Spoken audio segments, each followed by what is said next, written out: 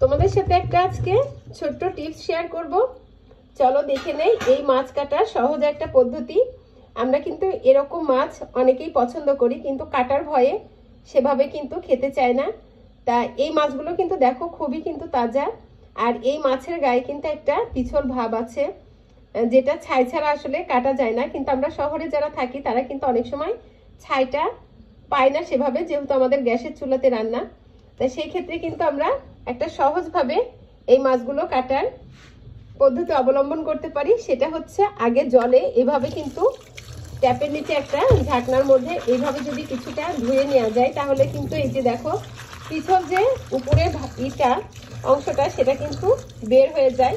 আর এভাবে কিন্তু বেশ কিছুক্ষণ কষলে ধুয়ে নিতে হবে, তাহলে কিন্তু এই মাছগুলোর যে উপরের যে পিছল ভাবটা সেটা কিন্তু অনেকটাই কেটে যায়, আর তাতে মাছটা ধরাও সুবিধা হয় এবং কাটার সময়ও কিন্তু বেশ সুবিধা। তাই এইভাবে মাছগুলো তোমরা কিন্তু সহজেই ধুয়ে নিতে পারো। এরকম শুধু ট্যাংরা মাছ না, এরকম মাছই কিন্তু এভাবে ধুয়ে পরিষ্কার করে নিয়ে তারপরে কাটা যায়। আর কাটার পর তো আমরা মাছ ধোবো, সেটা তো আলাদা বিষয়, কিন্তু কাটার আগে মাছটাকে যদি ভালো করে ধুয়ে নেওয়া যায় তাহলে কিন্তু আমাদের কাটাটা অনেক সুবিধা হবে। তা ঠিক আছে, আমার এই ছোট্ট টিপসটা যদি তোমাদের কাজে লাগে তাহলে অবশ্যই কমেন্ট করে বলো।